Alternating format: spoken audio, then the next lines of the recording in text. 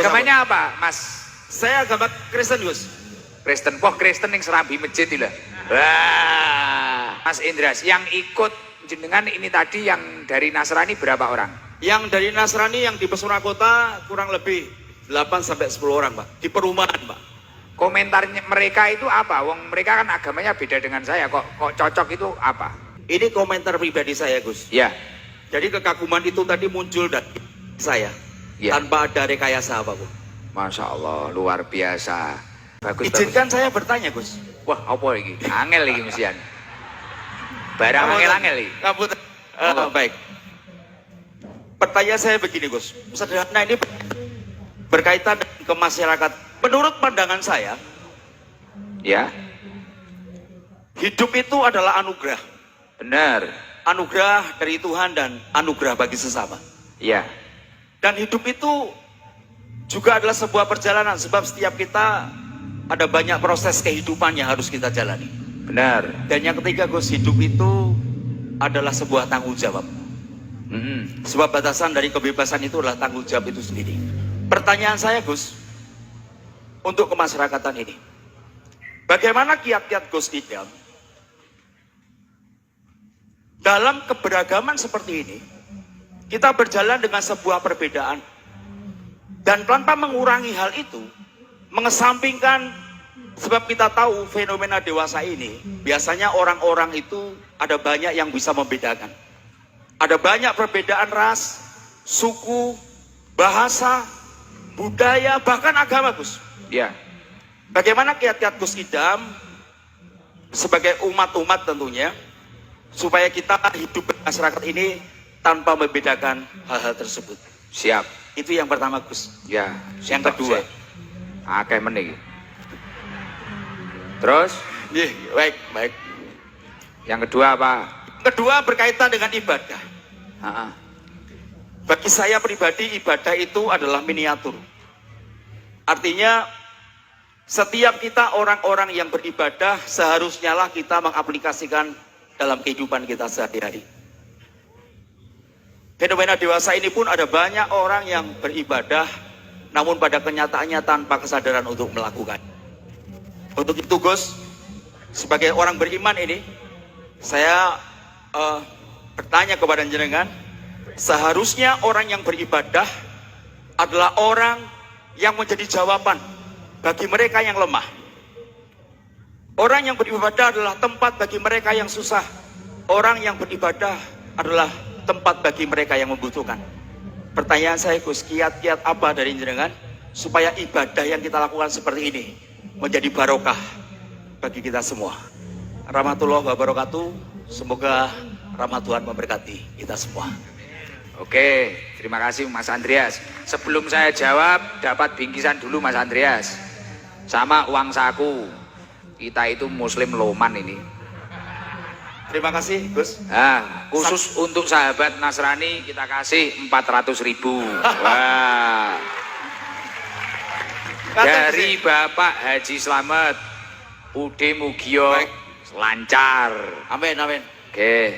Sampaikan terima kasih Pak Lurah juga, Gus. Ya, Beliau yang selalu memonitorir saya. Di siap. belakang jenengan ke sebelah kiri. Ya, Salam oh, dari Pak saya. Lurah. Siap, oh pakai jas kayak saya. Oh, saya kira Oke. takmir sini Pak Selamat Kiai. malam, Gus. Gus berkati. Oke, malam Mas Andreas. Oke. Wes, iki tak jawab ya. Ndak. Pun mikir atek jelas tapi ra apa-apa. Diamankan Pak, diamankan mikir. Nah, wis gen pinarak ning kono, ka ono gen. Lho gen linggo, aja kon ngadeg mesakne.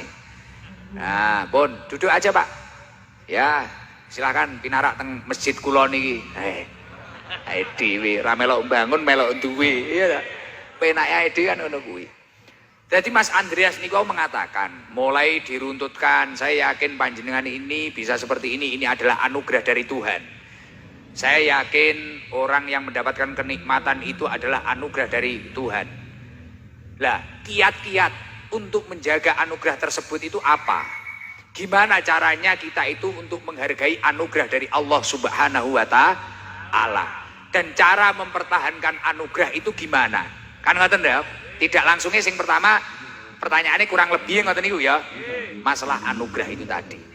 Artinya setiap manusia itu ketika memiliki kenikmatan itu adalah anugerah dari Allah. Kesimpulannya kan seperti itu. Lah carane ngopeni anugerah kok Gusti Allah iki piye?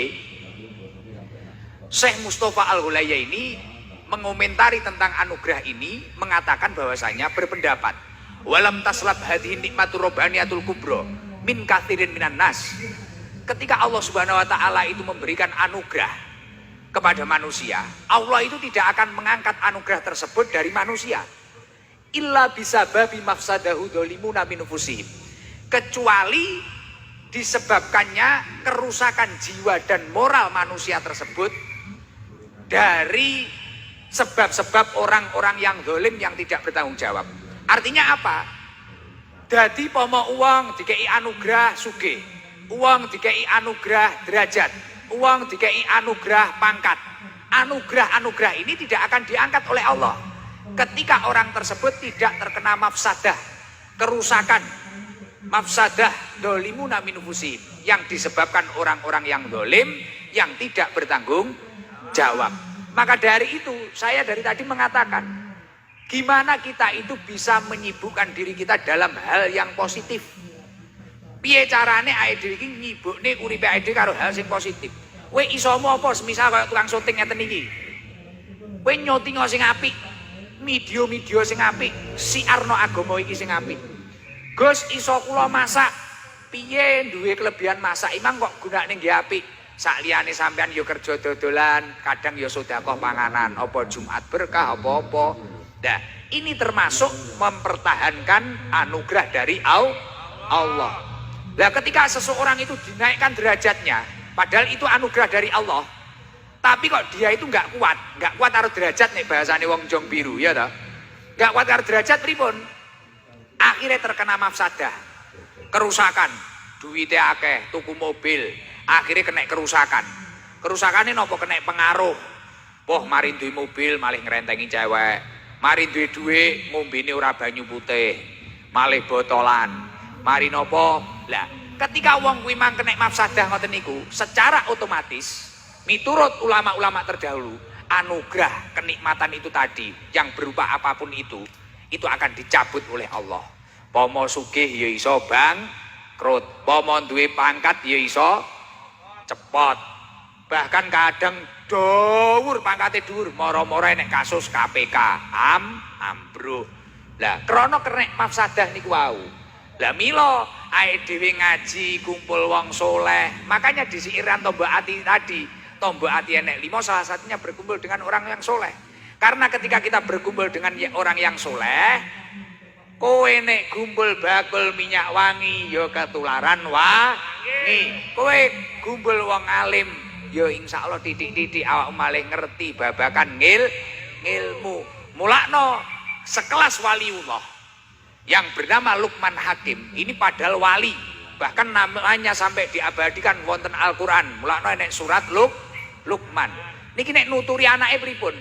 Ya bunaya, anak-anakku, jalisil ulama, lingguh karo ulama, cakruo karo ulama, aworo karo kiai, enek bayai makin hormato, enek bayai lintune hormato, duduklah sama kiai.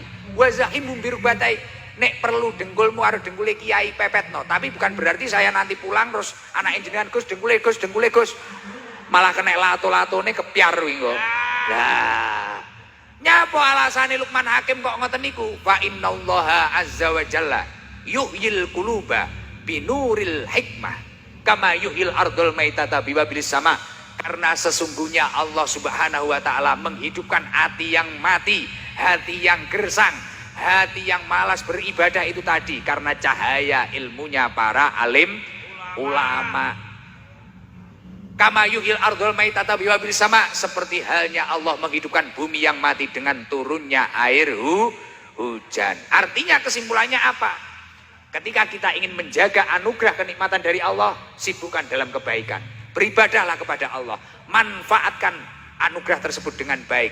Insya Allah anugerah itu tidak akan dicabut oleh Allah. Yang nomor 2, Gus, perbedaan ini kan banyak sekali. Kita beda agama, beda apa, dan gimana kita itu bisa mengajak diri kita itu dalam kebaikan khususnya beribadah kepada Allah. Memotivasi diri kita sendiri itu gimana? Kurang lebih pertanyaan nomor 2 kan seperti itu. Gitu. Lah niku carane pripun? Maka dari itu kita itu harus berkelompok dalam kebaikan. Artinya apa? Makanya ada makalah mengatakan al jama'atu rahmah. Sering-seringlah berkumpul, karena dengan berkumpul akan turun rahmatnya Allah. Uang mamane elek, mendeman, sering majelis taklim, sering ning pengajian, akhirnya suwi-suwi ketok api. Seperti ini tadi yang bawakan tas saya ini, Mas Adven wong endi? Niku tak tato niku tatone bek dugi mriki. Istrinya baru menjadi mualaf beberapa bulan yang lalu. Istrinya yang Islam kan istrinya Gus Kausar ning Jazil, nih Pak Tato. Hari-harinya dulu waktu ngopeni anjing Gus Jalal niki nggih semerep, ngopeni anjing, anaknya juga sekolah di nganu. Karena sering gumbel dengan kiai itu tadi. Sering sowan ke Gus Kausar, akhir-akhir ini juga sering ke saya, kadang sowan ke Gus Kausar lagi, kadang ikut Habib yang sholawatan. Alhamdulillah, hatinya tiba-tiba terang. Sekarang mikir nih istrinya suruh sorokan sama istri saya, sorokan Quran, suruh ngaji sama Ning dan sebagainya. Maka dari itu, tempat-tempat ibadah seperti masjid yang disyukuri ini adalah tempat untuk mutaba'atul jamaah, tempat untuk bersatu padu dalam kebaikan. Dengan berkumpul seperti ini, wong sing iso akhirnya marahi sing rung iso. Dan perkumpulan ketika seseorang itu berkumpul dalam kebaikan apa? Sejalan dengan dawuhnya Allah di dalam surat Asy-Syura ayat 13. Syara'a lakum minad-din ma wassa bihi Nuhan walladzi auhayna ilaika wa ma wassayna bihi Ibrahim wa Musa wa Isa. Allah Subhanahu wa taala telah mensyariatkan kepada panjenengan semua tentang agama. Seperti halnya yang diwahyukan kepada Nabi Musa, Nabi Isa, Nabi Ibrahim, Nabi Muhammad. Tujuannya agama itu tadi untuk apa? An aqimuddin, menegakkan agamanya Allah. Yang nomor 2 apa tujuannya? Wala tatafarraqu fi, agar kita tidak tercerai berai. Mulakno kula karo Mas Roni ngeten iki walaupun beda agama. Lakum dinukum waliyadin, agamamu agamamu, agamaku ya agamaku. Wis, ya ora masalah. Tujuannya penting dalam kebaikan. Mas Roni niki semangat nglumpukne tiyang ngajak kesaenan. Kula dengan cara saya, Mas Roni dengan caranya, Mas Andreas dadi pamong dengan caranya. Lah kita paham seperti itu. Makanya kuncinya agar kita itu semangat beribadah kepada Allah, seperti pertanyaan nomor 2 tadi, kita harus sering-sering mutaba'atul jamaah, bersatu padu dalam kebaikan. Makanya di Nahdin itu kalau nanti ibu-ibu ada perkumpulan namanya muslimat. Kalau di yang muda-muda ada fatayat, di pelajar ada Ibnu IPP NU, tukang awal kiai Banser. Akhirnya wes, karena perkumpulan-perkumpulan tersebut akhirnya menjadi semangat beribadah kepada Allah, sejalan dengan apa yang didawuhkan Ibnu Athaillah As-Sakandari di dalam kitab Hikam, la tashab man la yunhiduka khaluhu wa la yadulluka 'alallahi maqaluhu. Ojo kekancan karo wong sing tingkae lan ucapane ora gerakne dateng Gusti Allah. Mulakno nek pengen semangat ngibadah kados atore Mas Andreas, walaupun kita itu banyak perbedaan, bertemanlah dengan orang yang tingkahnya dan ucapannya menggerakkan kepada Allah Subhanahu wa taala. Insyaallah nek jenengan iso nglakoni niku, jenengan rukun, arep kancamu wong Kristen, kancamu wong Nasrani, jenengan wae ibadah ya konsisten ibadah. Arep kancamu pembisnis, dodolan niki jenengan bisnisnya warung, ya jenengan konsisten panggah warung. Insyaallah ngoten niku. Mila ya Allah, perkumpulan iki perkumpulan ingkang barokah. Nyuwun